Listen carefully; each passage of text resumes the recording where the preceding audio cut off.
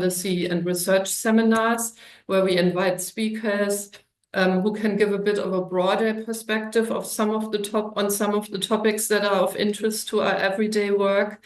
And so today's topic is quite an important one. It's about navigating net zero. What should it mean for communities and the third sector? And it's the 8th in the series, and we're planning more. So and also I wanted to mention that anybody who has any topics that they would like covered or they would like to present about a topic, you can get in touch with me. But for now, I'd like to welcome today's speaker, Sherilyn MacGregor. She's a professor of environmental politics at the University of Manchester, and she's based in the Sustainable Consumption Institute. Lucy can put the link in the chat to that if you want to check it out. And her research shows how important it is to take into account social inequalities when formulating environmental and climate policy. And in today's lecture, Sherilyn will try to help us understand what a people-centered just transition means and what needs to happen to ensure that the journey to decarbonization leaves no communities behind. And of course, at GMCVO, we're quite interested in net zero as well, and particularly in the role of the voluntary community, faith and social enterprise sector in a just transition. And so I just wanted to point your attention to a portfolio we've produced, which showcases the work of some of the organizations we've supported in this net zero agenda. So Lucy, if you could put this in the chat. Yeah, and that's part of a little series on of portfolios that cover different topics and how the voluntary sector has contributed. We are actually already recording this session, but don't worry, because we'll only use the presentation part, and none of your pictures are actually going to be in the video. So you can feel free to keep yourself visible. And any questions will be answered at the end after the presentation. So if you want to put them in the chat throughout as you think of them, that would be great. And I will then pick them up from there, and Sherilyn can answer.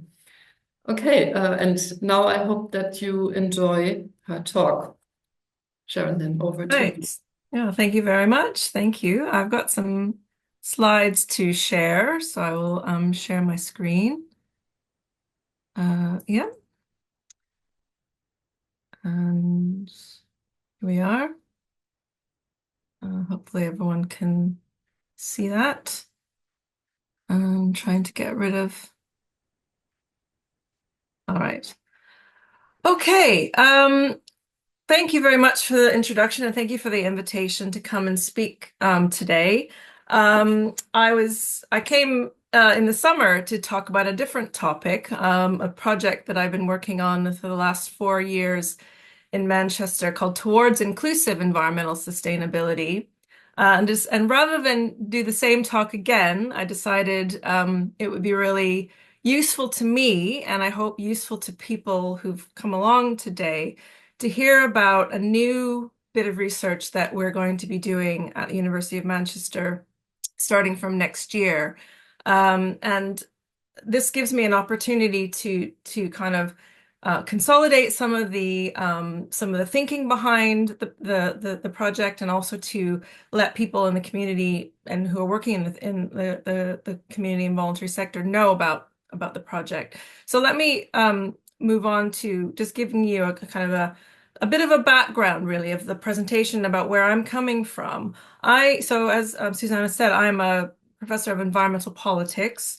I've been working at the University of Manchester for nearly 10 years. Before that, I worked at Keele University, and I have a background in environmental research going back 20 years, starting in Canada, where I'm originally from. And I come to the topic of environmental policy from a kind of interest in the interface of social justice and sustainability. I'm not a climate scientist. I'm not engaged in the research on sort of understanding scientifically the problem. I'm very much coming at the topic of around the struggle for social justice and how communities and citizens can be engaged in social movements for a lower carbon and sustainable and equitable society. Um, so I'm interested in talking about this in the context of the contemporary debate about net zero, really because from a social scientific perspective, we're always trying to to get a look in. The debate is often dominated by people working in the science and the economics. Starting next year, 5 universities will be coming together to start what's called the JUST Center, and this is an ESRC center, which JUST stands for Joined Up Sustainability Transformations, and we'll be working in the north of England to really show how engaging with communities, particularly marginalized communities, is both possible and necessary in the UK's journey to net zero. And I'm happy to talk about the center and what we're going to be doing at the end, but also you'll see as I go along that these are the types of motivations and questions that we're engaging with, and we will be engaging with in the center. So the talk has 4 parts. I'm going to first talk about net zero as a kind of policy frame, then move to just transition, which is I would differentiate from net zero as coming from a social movement background and more of an academic background than net zero. Then move on to a even more specific approach to thinking about this overall transition to a lower carbon society, which would be thinking about more of a people and place-centered approach. And then finally, to talk about the role of the third sector in that. I want to argue that there's really not enough being done to support communities in the low carbon transition, and that the community and voluntary sectors have a huge role to play. And so far, this role has not been recognized or encouraged sufficiently. And I really am interested, hopefully at the end, to hear your insights and your reflections on that argument, whether you agree, whether you think that there has been enough support, whether you think that the type of people and place-centered approach that I'm talking about makes sense to you, and what more can be done from academics to perhaps support the work of the third sector in this really important social challenge. So with that said, I'll move on to the first part, which is to talk about what is net zero and why should we care. So, I mean, net zero basically is an idea that means that eventually we will have a total of greenhouse gas emissions that would be equal to the emissions removed from the atmosphere. So basically, zero amount of emissions all totaled. And this is, of course, a way of mitigating or limiting global warming and resultant climate change. It's in many ways, it's a sort of new way of thinking about a long-term struggle that has been going on for decades of trying to move to a more sustainable way of living that is not impacting on the Earth's climate and not putting the planet at risk of major collapse. Obviously, we know we've been talking for some years now about a climate emergency. Net zero is a kind of commitment that many countries have made, and The UK is one of the only countries in the world to make a legally binding commitment to reach net zero by 2050. And this was passed in 2008 by the Climate Change Act. And this has been progressively sort of strengthened in terms of commitments over years to really committing to reaching net zero for the UK. It does require a radical whole system process in order to reach this kind of net zero emissions of greenhouse gases in this time frame. It therefore has quite a lot of debate surrounding it. It's very political, which is why I'm interested in it as a scholar of politics. It's often presented as either a really great opportunity or a really significant threat to the way of life in the UK or in global North countries that are most in need of trying to absolutely reduce and to minimize their impact on the climate. Questions around who should be involved, who is involved, how should people be involved, are also hotly debated. And I think what I think is really important to think about why should we care is that people that are working with communities and thinking about the general sort of population of the country, the general sort of or the latest evidence shows that that the majority of people want to and seek to engage with the net zero transition. Climate change is still one of the most important issues for the British public, and citizens generally, when asked, say that they want to do more and they want the government to do more. So I think that's important that we try to navigate the debate and navigate the public sort of mood around the net zero debate. The reason that also why we should care is that we have to understand what needs to happen to reach net zero. And as I said, this is going to be requiring a radical whole systems set of changes in order to meet it. And just to give a kind of a sense of the scale and the scope of the change across all areas of life, this table offers some examples. In how we live in our housing, we are going to have to reduce energy demand significantly through efficiency measures, conservation measures. We need to move to lower carbon energy technologies. Some examples that you will have heard about is the need to retrofit houses and to install alternative forms of heating, such as heat pumps. Obviously, maybe you will have heard that we have a fairly not very impressive record so far in terms of the pledges and the targets around things like retrofit. Some estimates would say that we would need to retrofit 29 million homes in the UK by 2050.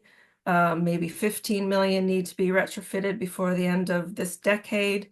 And I think a very small fraction are being retrofitted. Maybe I think we're supposed to be retrofitting like 600,000 a year, and it's a small fraction. And in Greater Manchester, for example, there's a target of trying to retrofit 61,000 per year.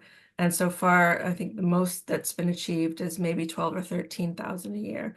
Heat pumps, the same thing, trying to install 600,000 heat pumps a year, and so far maybe 70,000 get installed every year. So that's a huge sort of example of the types of challenges and changes that need to be made and how difficult it is to reach them.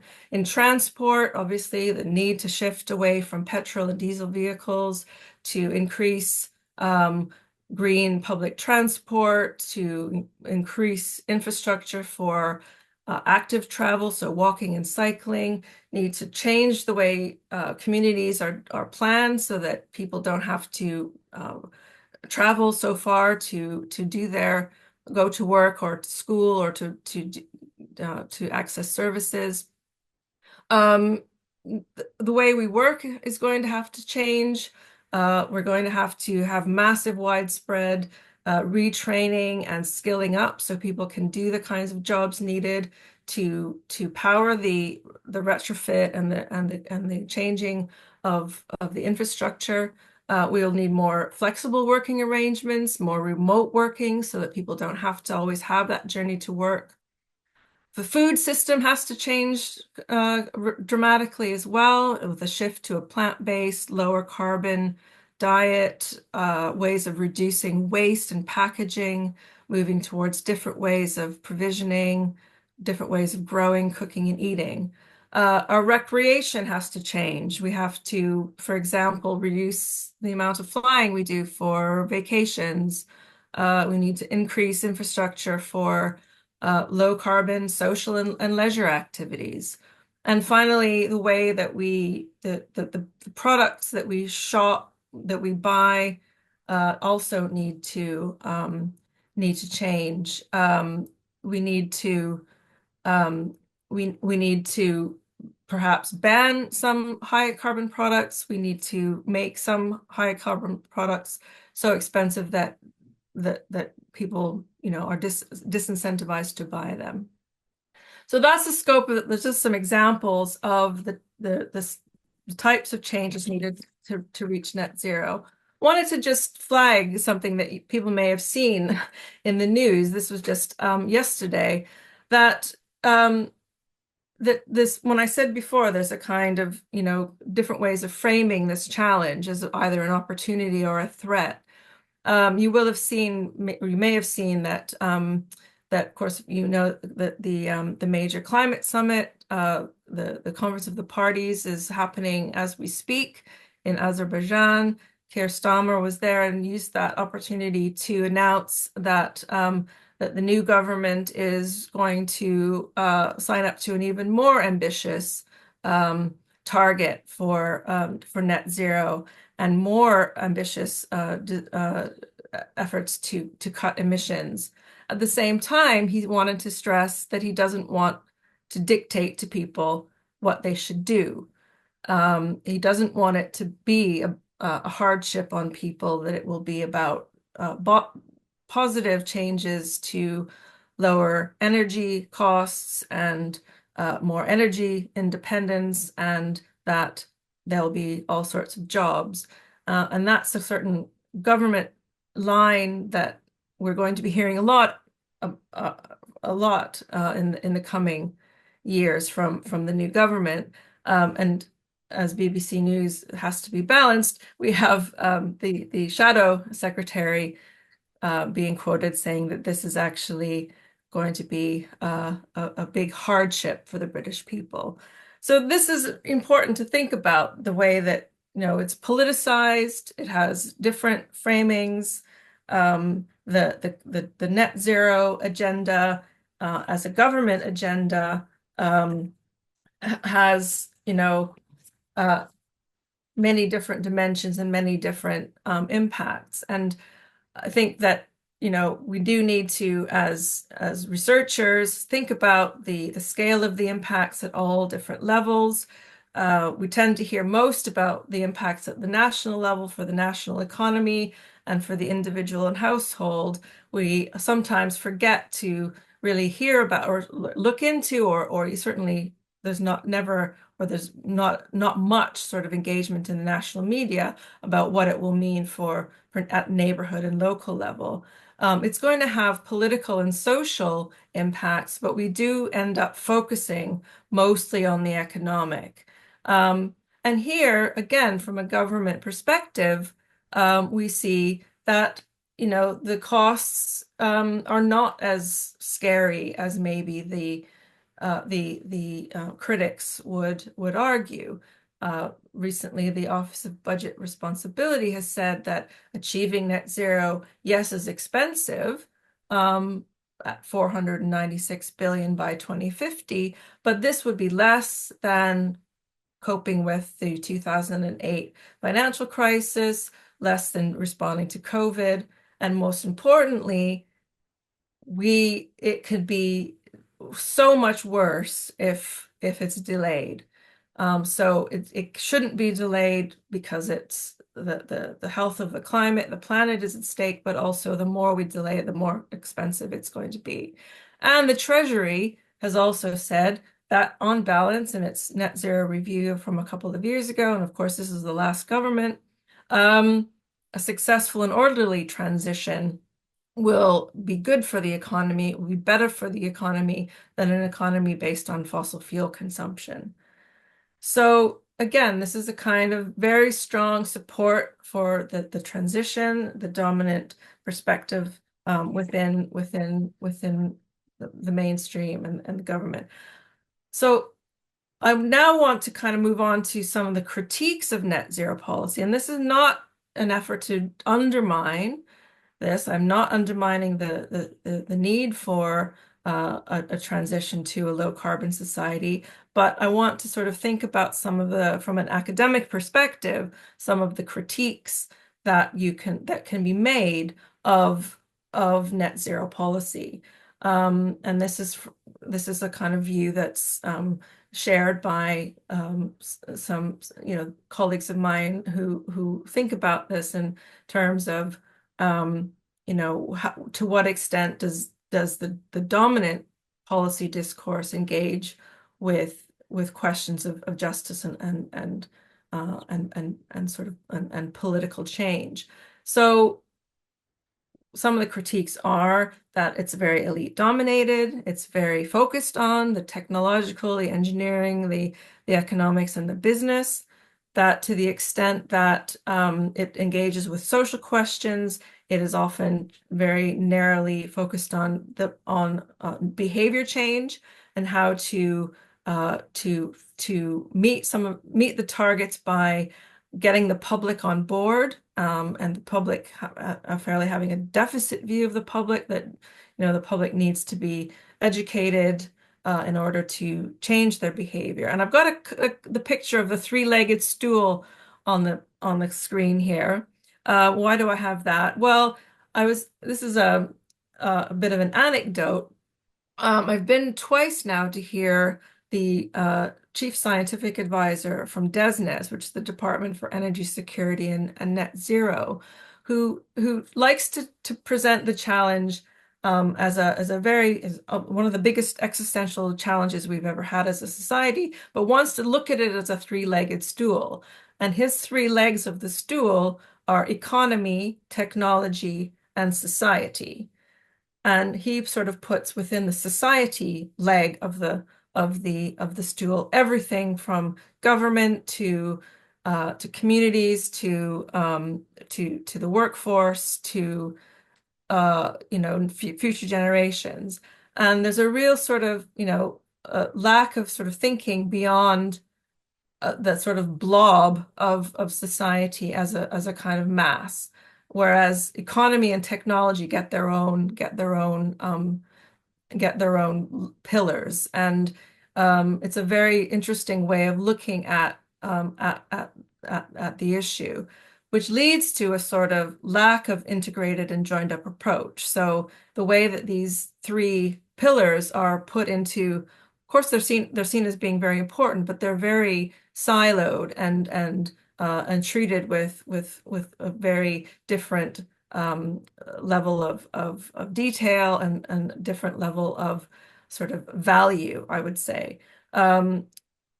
I would also say that within net zero, there's a lack of local narratives. A lot of it is about what is good for the country as a whole. There's also a lack of kind of understanding of the wider benefits to communities and households. Because we're not often thinking about the diversity of different local narratives across the country, there's a kind of one size fits all approach, and that comes down to another kind of big critique that a lot of academics have, is that there's a lack of attention to power to power and inequalities. It's about making the existing economy greener, using greening to boost growth, and it's really about a win-win for the economy and the planet as within the existing system. And this, again, thinking about the research academic perspective, there's a lot of concern that this lack of attention to power and inequalities leads to a lack of understanding of we know who is going to gain, but who are going to be the victims of the low carbon transition if net zero is pursued without an understanding of the power and social inequalities that come with it. So we can look at research from around the world to find evidence of a number of different risks that the net zero transition will pose to to communities and to people. So and actually also to environments and the non-human environments. And these risks can be described, and a framework has been developed by Ben Sovokul, who's done a major literature review of particularly research in the political ecology field to find to use this framework to understand the different risks. And these are enclosure, exclusion, encroachment, and entrenchment. And just really briefly, we can see he gives examples of all different types of risks of enclosure that will happen with net zero transition. So enclosure just means sort of taking what's public and putting it into private hands, consolidating private ownership and for private profit. Some examples would be land grabbing that we see happen in a lot of places in the global south, but there's also examples you can find in the UK, say around sort of using agricultural land for biofuel production, for example. Exclusion is another risk, and this is around happens when we think about how planning decisions are made without public participation in processes that actually limit or prevent participation. And here we can think of sort of backroom deals being done between politicians and industry without involving the public in due process in planning and decision making. Encroachment would mean moving into new areas of land with potential damage to environments and ecosystem. And this would be encroaching on, for example, greenbelt land, or perhaps encroaching into natural environments to extract critical minerals to build, say, EV batteries. And entrenchment is the one I think I want to talk about most in the rest of the presentation is really that, there's a high risk of exacerbating and entrenching existing social inequalities and aggravating the vulnerability and disempowerment of already vulnerable people. And this would be examples of the way that profit from green technology will make the already rich richer, and that negative impacts, negative externalities will be concentrated in areas that are already degraded and disenfranchised. So that's a kind of critique from an academic perspective, but I also want to really quickly acknowledge there's also another sort of political opposition to net zero, and people may be aware of the kind of increasing amount of backlash that we've seen since about 2001 that actually kind of became even more vocal in the run-up to the last election. There was a kind of campaign modeled on sort of pro-Brexit strategies, often by some of the same actors, that really helped to organize a kind of grassroots opposition to certain sort of strategies like ultra low emission zones and low traffic neighborhoods. This was, a really well an effective opposition in London, and I think Uxbridge was the other place, yeah. And this, using the media, using the campaign model after sort of Brexit, um, there's there's a kind of uh, way of kind of dovetailing the sort of critiques that I've just presented on in terms of social justice concerns with a kind of, using the discourse of saying that these types of strategies like ULEZ and low traffic neighborhoods and electric vehicles and so forth are really going to hurt people. And if you remember before, the shadow secretary saying that these ambitious targets to move towards net zero are really going to be harmful to people. So there really is a kind of a discourse, that comes with net zero that we have to be aware of, and it has the potential to grow if not addressed. And we have to sort of acknowledge that some of these concerns are legitimate and have to be taken seriously by government and by people working at the community level. I have to sort of move on quickly now. So I want to now move on to a just transition as an alternative kind of framing, which comes, as I said, more from a labor movement and sort of more left wing circles that it's been around for a number of years. It's very similar to a kind of net zero um, uh, aspiration, but it really wants to foreground the idea that a transition to net zero, well, it is inevitable. We have to do it. I mean, there's no choice but to do it. It's legally binding. It's inevitable, but that transition being just is not inevitable. That it has to be struggled for. There has to be mobilization and organization and representation of people who stand the most who are at risk of being harmed.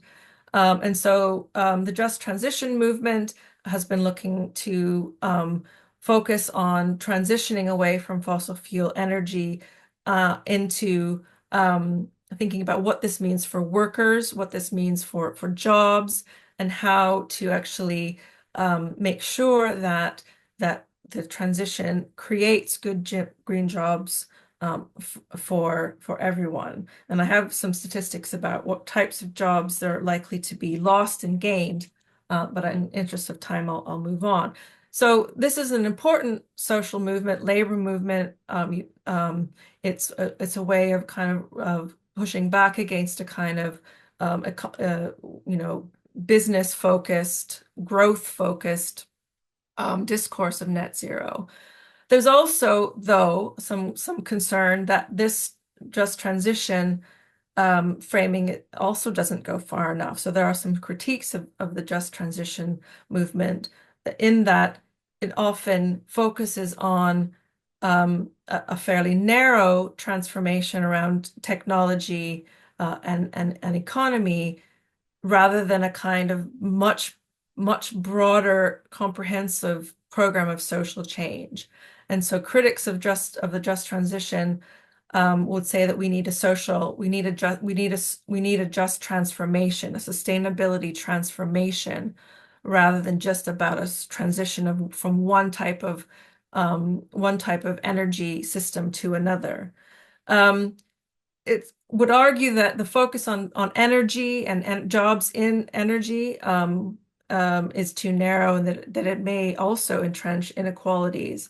And people who've worked on, for example, the Green New Deal, and even some who've worked on sort of feminist and decolonial Green New Deal discussions would say that, that focus on the jobs in construction, in retrofit, for example, is a kind of very white male dominated kind of focus, and that we need to sort of think more about other types of low carbon jobs in low carbon industries that need more investment, such as the care economy, The Women's Budget Group has found that investment in the care sector could create 2.7 times as many jobs as the same amount of money invested in construction, and that in total emissions from investing in care are lower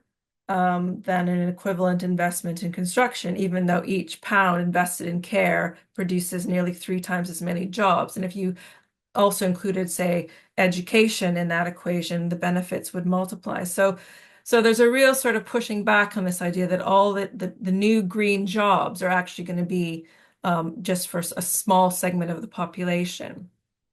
The other critique is that it has not been very democratized. There has not been a national conversation about a just transition. It hasn't been a real kind of mass social movement. It's pretty much concentrated in the kind of labor space.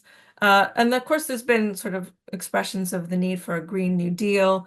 And that came to a head sort of after the pandemic, and I don't know where it's gone. But I did work on the kind of vision of a feminist Green New Deal in around 2021, and it really has dropped off the debate lately. So now I'm going to move on to a response to this, which is to think about how the journey to net zero could be more just and inclusive if we take a more people and place-centered approach. And here I would point you to a really comprehensive report that was published a couple of months ago that by the Institute for Community Studies and the Nuffield Foundation, and a range of authors that worked on this, and have been sort of really moving from yes, net zero, we understand that the goal, yes, just transition, but what is the most appropriate way to achieve that? So not about driving with the economy, and growth, not driving just about jobs. How can we start to think about a much broader approach that moves away from a top-down, economy-first, behavioral, one-size-fits-all approach that is people-centered, meaning having different sort of pathways to building inclusive participation across and within a diversity of households and communities, and that is place-based. So it's really understanding the local context and the local conditions that determine how households and people are able to participate in the types of changes that are needed that I've talked about earlier. And one of the things that this approach to people and place-centered approach helps us understand is that there are people and communities who are extremely disadvantaged and need help to be able to participate in the transition to low carbon living. And this report, through a really interesting kind of use of multiple different indices to try to think about the index, what they call the index of net zero readiness, they were able to say that the highest level of readiness of communities in the UK are in London. So communities in London have the highest level of readiness to adopt the changes needed. The lowest levels of readiness are in coastal areas of the east of England and the far north of Scotland.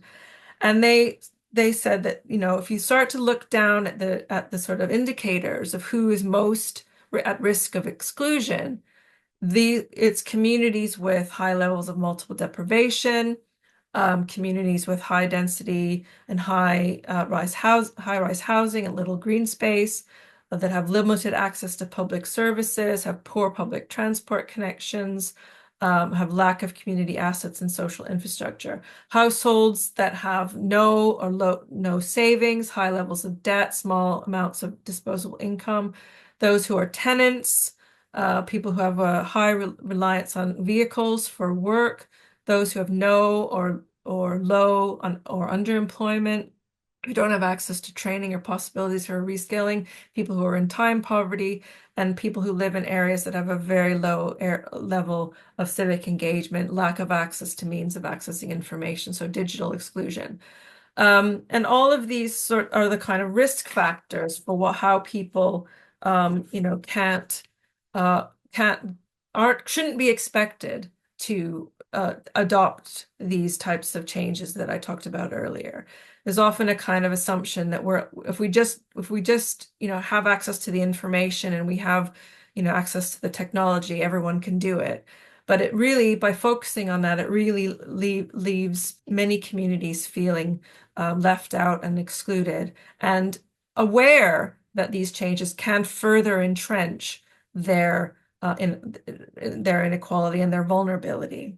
So back to this, where I started, is talking about this new center that we're going to be starting in the new year. Is that we really want to try and join up the kinds of two. This is obviously under the Tory government, this idea of a net zero strategy, building back greener, and leveling up agenda. And if you join up the net zero agenda with a kind of approach of tackling regional inequalities, then you might have a kind of better opportunity to make sure no neighborhood is left behind. And this is a report that came out a couple of years ago by the All-Party Parliamentary Group on Left Behind Neighborhoods, who actually see the benefits that could be had for communities who are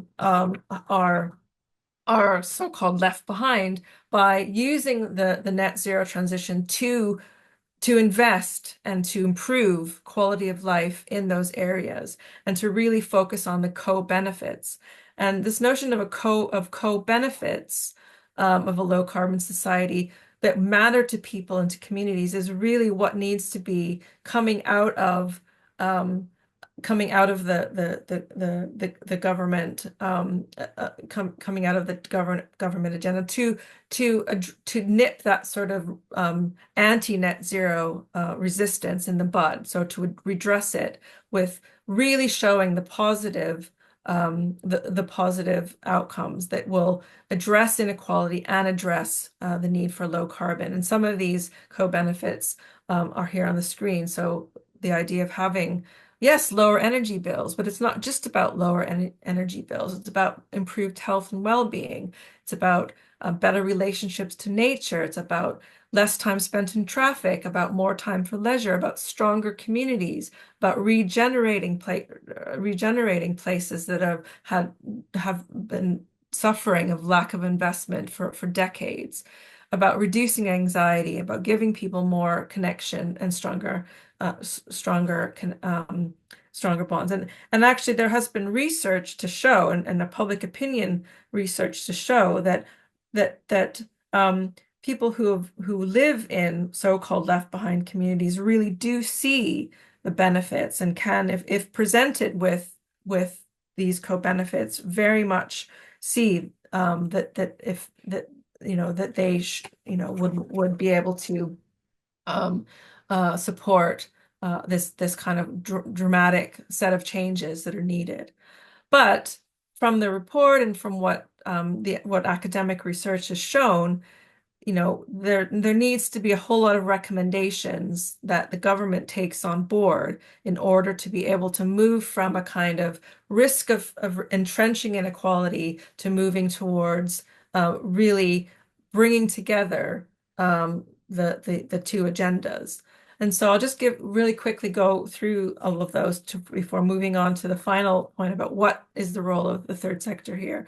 So some recommendations really quickly that we could see about how to promote inclusive participation in a truly just and just transition that leaves no communities behind, would be really to do the research, to collect the data, to establish a true picture of vulnerability and readiness for net zero. And that's what the Young Foundation report that I've talked about has started to develop methods of collecting data to really understand the difference within places of readiness and vulnerability. And also clearly providing economic support from the government. There needs to be more grants and subsidies at the local level for people to adopt adopt these measures. There needs to be more investment in public infrastructure. There needs to be investment in training and apprenticeships in low carbon industries and low carbon sectors, not just the construction.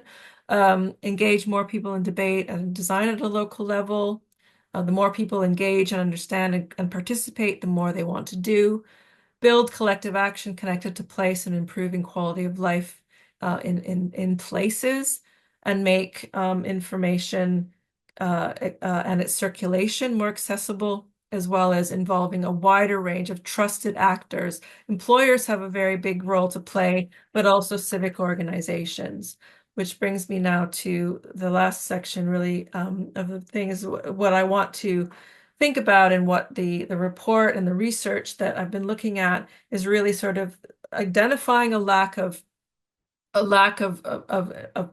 serious consideration of what the third sector and citizens organizations should be, and at the same time that's seeing so much potential. So, and I said earlier, one of the critiques of the net zero dominant policy approach is that there's a real lack of attention to the importance of local narratives and local efforts that can really show that these things have to grow out of the out of places rather than be imposed from the top down. Third sector and citizens organizations are really going to be the trusted brokers, the trusted intermediaries to make some of these changes possible, as well as be seen as a benefit of the transition. There's a real lack of trust, particularly in areas that are so-called left behind, because there's not a kind of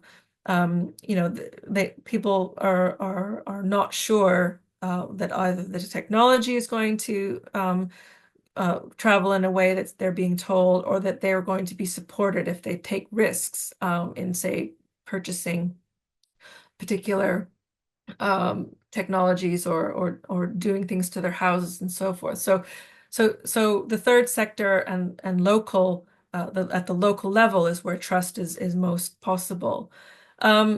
Seeing the third sector and citizens organizations as part of a social infrastructure and making the case for the importance of social infrastructure is so important. And the more that third sector and citizens organizations call themselves social infrastructure and say that social infrastructure is as important as physical infrastructure, the more that there can be a kind of driving greater attention, greater support.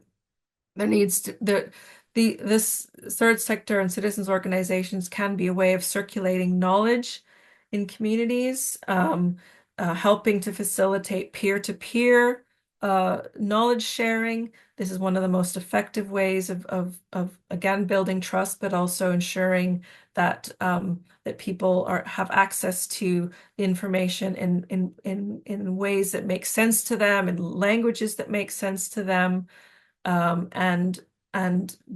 Therefore they are empowered to make decisions and to ask for changes. And third sector organizations can facilitate action in communities. They are the way they can coordinate. They can create spaces for people to come together to make plans and make actions that see results. And third sector and community organizations and citizens organizations can be very strong, very much more, I think, powerful at advocating, but also making demands on local government and national government to get the kinds of support that is needed. There's already a lot of work done around community provision of physical infrastructure, say around energy, but not, I think, enough about thinking about community provision of social infrastructure and rebuilding those networks and channels that are needed to support communities and households in the transition. So a quick key question to sort of start to end on is, how can we overcome the current disconnect between the policymakers that are leading the net zero transition and the essential community infrastructure and civic institutions that could better support people's ability to participate? I've said there's a disconnect. What can be done to try and overcome this? And I'm think it's not a question that I can answer, but maybe people in the audience have thoughts. To end on some positives, there's just tons of examples of really positive community initiatives that start to build capacity, build infrastructure. And for the sake of time, I'm not going to go into them. But there's also that we should also not always focus on great success stories, but also never underestimate that there's so many challenges facing third sector organizations. There's lack of social capital, there's lack of public space to meet, there's lack of resources, there's communities that are struggling with transience and apathy. And on the other hand, there's the picture I've got from Exeter City Council. There's also a challenge, I think, that we have to come to terms with that the entire sort of environmental sector in the UK is incredibly white, middle class, it's exclusive, it's not diverse, there's not enough being done in any of the research that I've seen on net zero or just transition to really redress the problem of racial justice. And I think that is an area that I'm very interested in talking about and try to do some work on. But until we start to acknowledge that there's exclusions that are not just around class and location, but around different identities, I think we're really not going to be able to move forward in a just and equitable way. Summing up then, I think we're almost out of time. Net zero is a buzzword for a long-standing policy and political strategy for mitigating human impacts on the planet and moving towards a sustainable and low-carbon way of life. Net zero policy, and certainly the dominant net zero policy, needs to become more responsive to social inequalities and to learn from people and place-centered approaches, or else it will entrench these inequalities and exclude large segments of the population and possibly face growing populist backlash. So far, the policy field has been top-down and technocentric, with insufficient engagement with social science insights and lived experience of citizens. Not enough is being done to support communities to adopt low-carbon living. Community and voluntary sector organizations have an important, but as yet not adequately knowledge or supported role to play in the transition. And I've given some concrete recommendations for inclusive participation and how to realize co-benefits for all. That's it. Thank you. I just want to say that this Just Center is launching in February. If you are interested in it, please get in touch, and I'm happy to take a few questions and comments with the remaining time.